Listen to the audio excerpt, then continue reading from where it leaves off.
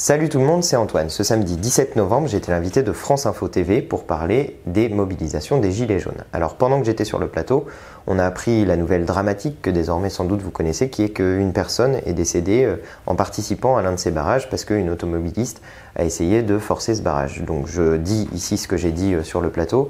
Je dis toutes mes condoléances à la famille et aux proches de cette victime. Je dis toute ma solidarité avec les personnes qui manifestaient avec elle ce jour-là et toute mon émotion d'avoir appris cette nouvelle sur ce plateau. Comme ma présence sur le plateau était d'environ 1 heure, je vous ai juste coupé les séquences où je parlais parce que sinon ça faisait une vidéo vraiment très longue et dans lesquelles celles et ceux qui suivent cette chaîne auraient peu eu ce que j'avais à dire sur le sujet. Donc je vous ai coupé juste les morceaux avec mes interventions pour faire une vidéo un petit peu plus courte que celle que sinon vous auriez eu à regarder pour suivre ce que j'avais à dire.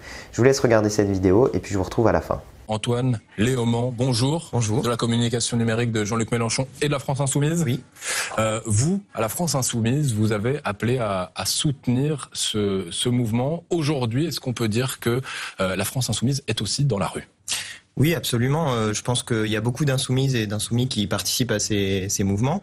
Nous, on appelle à le faire et on appelle à y participer dans le calme et dans la bonne humeur.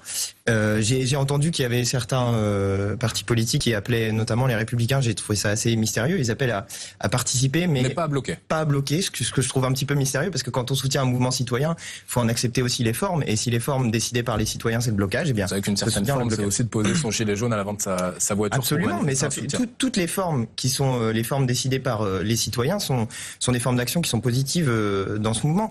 Mais moi, ce que je constate, c'est aussi les mots d'ordre qui sont donnés dans ce mouvement, et qui sont des mots d'ordre de partage des richesses en réalité. Parce que les gens, qu'est-ce qu'ils disent ? Ils disent, nous on n'a plus d'argent et on va nous taxer de 4 milliards d'euros supplémentaires. Et pendant ce temps-là, Monsieur Macron fait des cadeaux aux plus riches avec la suppression de l'ISF qui coûte 3 milliards d'euros et avec la mise en place de la flat tax qui coûte 4 milliards d'euros. Donc les gens sont en colère, et ils ont raison, parce que Monsieur Macron prétend que c'est une taxe écologique. Or, c'est faux. Cette taxe va rapporter donc 4 milliards d'euros à l'État, si jamais Monsieur Macron ne cède pas à l'issue de cette journée. Mais cette taxe est censée rapporter 4 milliards d'euros à l'État. Or, l'État en redonne pour l'écologie 500 millions d'euros. Donc, il en donne 1/8 en réalité. On voit bien l'hypocrisie qu'il y a dans la mise en place de cette mesure, et on voit bien que cette mesure sert uniquement à une chose, c'est à compenser les cadeaux qui ont été faits aux ultra-riches depuis le début du quinquennat. La baisse de la taxe d'habitation équivaut également... Mais la baisse de la taxe d'habitation, allez demander aux Français s'ils ont constaté une baisse de la taxe d'habitation, ils sont en train de la payer en ce moment. Moi, honnêtement, c'est pas ce que j'ai constaté, la baisse de la taxe d'habitation. Pareil pour les cotisations sociales, on est à un peu plus de 4 milliards. Oui, mais les cotisations sociales, c'est déjà du salaire. Donc quand il nous dit que il augmente le salaire net, mais en réalité, les cotisations sociales, ça fait partie du salaire. Et le salaire des Français, c'est le salaire brut. Si on veut augmenter le salaire, il y a une mesure qui est très simple, qui s'appelle l'augmentation du SMIC. Ça prend 5 minutes, c'est un décret et c'est fait. Voilà. Nous, on propose de l'augmenter, le SMIC, à 1 700 euros. Antoine Léaumont, l'information nous est parvenue il y a quelques instants. Une personne est décédée sur un barrage. Est-ce que l'on pouvait craindre ce type de conséquences au moment où une telle manifestation d'une telle ampleur était lancée, avec surtout trop peu de maîtrise, puisque très peu de manifestations ont été déclarées en préfecture, une centaine sur les 1500 un peu partout en France? Mais effectivement, c'est dramatique qu'il soit arrivé ça. Pour l'instant, c'est une information qui vient d'arriver, donc on ne sait pas les conditions dans lesquelles c'est arrivé. D'ores et déjà, moi, je souhaite donner mon soutien à la famille et aux proches de cette personne. Mais effectivement, quand il y a des mouvements qui se mettent en place comme ça, il peut y avoir des problèmes de ce type-là. Mais parce que le danger, ce n'est pas que ce soit un mouvement justement qui n'appartient à aucun syndicat, à aucun parti politique, et qui donc n'est pas très contrôlé, donc pas très contrôlable. Oui, ça peut être le cas, mais en réalité, on peut pas vouloir que y ait des mouvements qui soient des mouvements citoyens et que à un moment donné, moi dans cette situation, je veux pas faire de polémique, je veux pas faire de politique. Donc je me contenterai de dire que j'attends d'en savoir plus sur ce qui s'est passé, j'attends de savoir les conditions dans lesquelles ça s'est passé, et je me contenterai de dire que j'apporte tout mon soutien et toute mon affection à la famille et aux proches de cette victime. Alors on parle de mouvement citoyen, vous parlez de mouvement citoyen, est-il réellement citoyen et réellement apolitique, puisqu'on voit que plusieurs partis politiques, dont le vôtre, soutiennent ce mouvement. Oui, je crois qu'il est citoyen. Écoutez, c'est une mobilisation qui est partie des réseaux sociaux et puis qui s'est étendue un peu comme une traînée de poudre avec le fonctionnement des réseaux sociaux par le partage des vidéos, avec des vidéos qui ont réalisé parfois des millions de vues. Mais dans ce cadre-là, eh bien, les politiques, à mon avis, ne peuvent pas rester en dehors d'une mobilisation citoyenne de ce type-là, surtout quand elle a des revendications qui sont assez claires. J'en parlais tout à l'heure.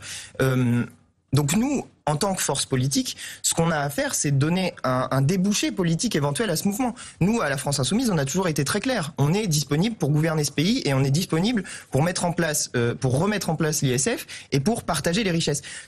La question fondamentale que pose ce mouvement, c'est celle-ci. C'est celle du partage des richesses. Parce que les gens qui manifestent aujourd'hui, qu'est-ce qu'ils disent? Ils disent, on va nous taxer, mais on peut pas faire autrement. Mais quand le gouvernement, la bonne occasion quand le gouvernement, juste pour finir là-dessus, quand le gouvernement dit que c'est une mesure écologique parce que si on augmente les taxes sur le diesel, alors les gens vont changer de comportement, il se fout de la gueule du monde. Il se fout de la gueule du monde. Parce que la réalité, c'est que les gens, quand ils habitent à 30 km de leur travail, eh ben, ils peuvent pas faire autrement que prendre la voiture. Ils ne peuvent pas. Et ils n'ont la plupart du temps pas les moyens d'acheter une voiture qui serait moins polluante.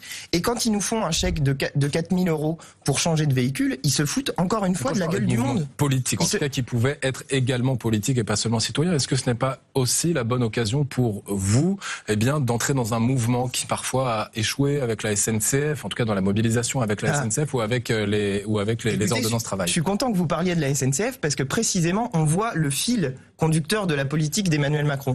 Il nous dit qu'il met en place une mesure écologique et de l'autre côté, qu'est-ce qu'il fait? Il obéit aux ordres de la Commission européenne pour mettre en place la privatisation de la SNCF. Macron, c'est celui qui a mis en place les bus au diesel. C'est celui qui a mis en place les bus au diesel. Faudrait pas l'oublier. Donc quand il nous dit qu'il fait de l'écologie, en réalité, il est en train de se moquer de nous.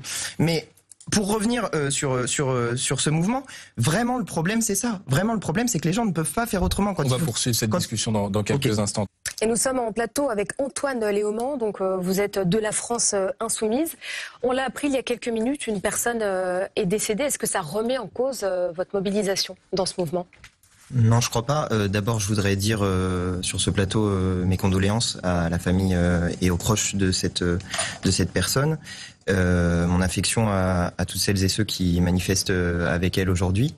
Mais je voudrais dire que vous avez dit quelque chose tout à l'heure sur ce plateau qui est faux. Ça arrive dans des manifestations que. Mais c'est quand même assez rare.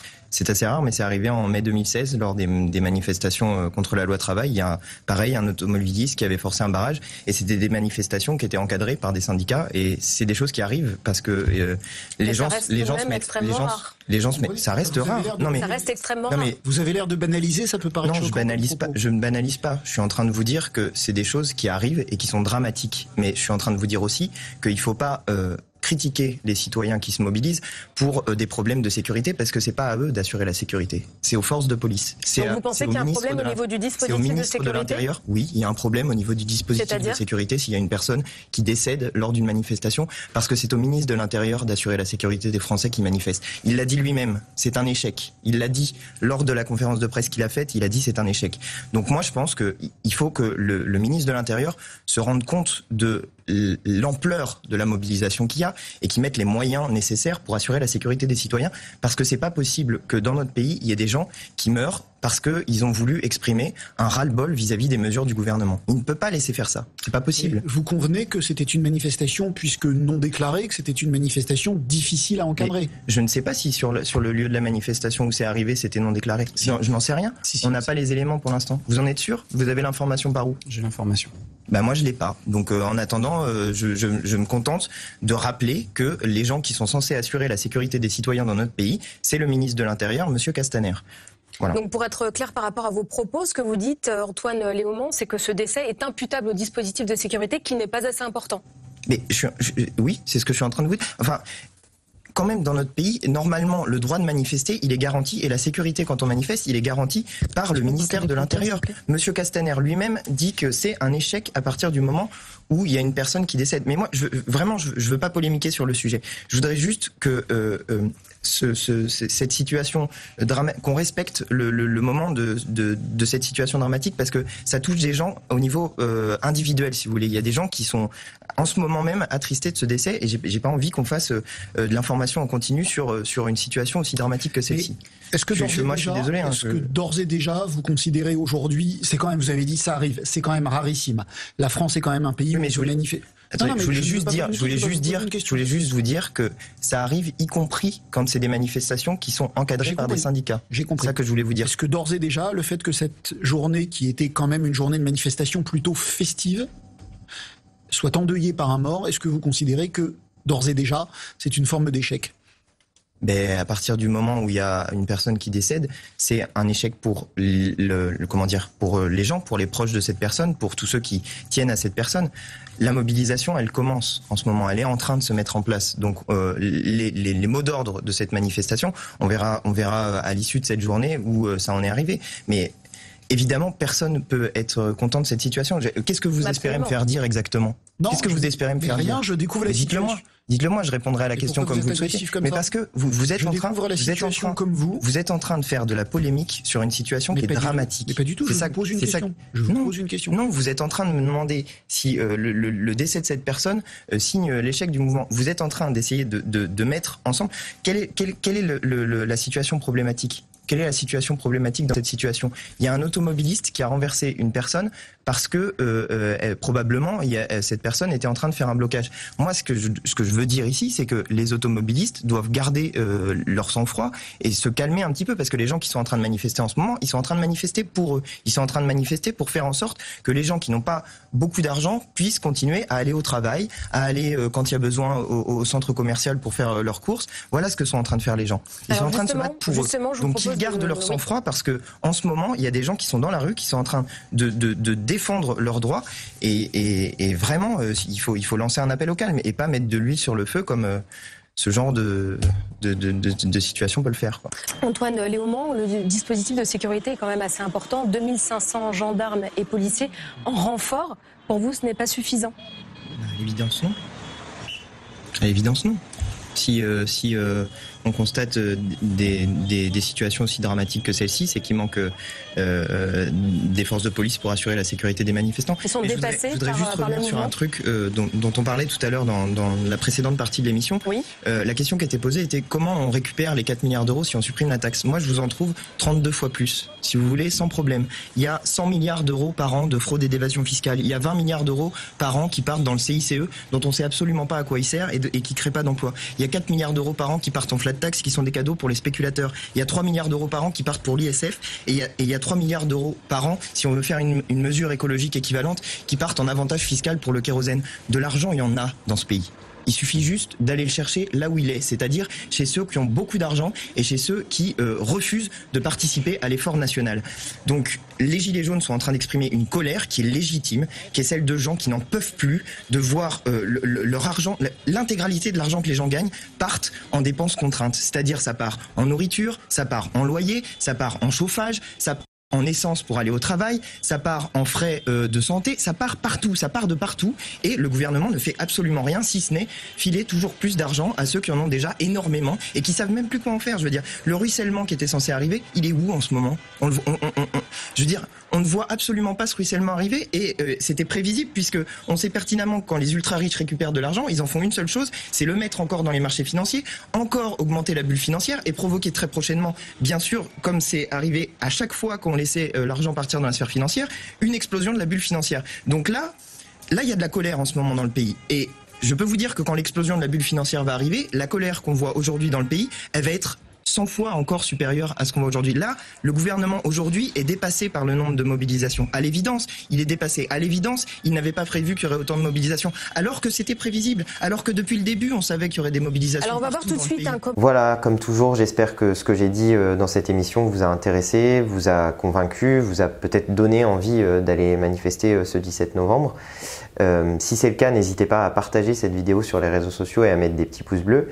Et puis pour celles et ceux qui passent ici pour la première fois, je vous invite à vous abonner à ma chaîne, ça se passe quelque part par ici. N'oubliez pas de cliquer la petite cloche si vous voulez recevoir des notifications, notamment sur votre téléphone portable.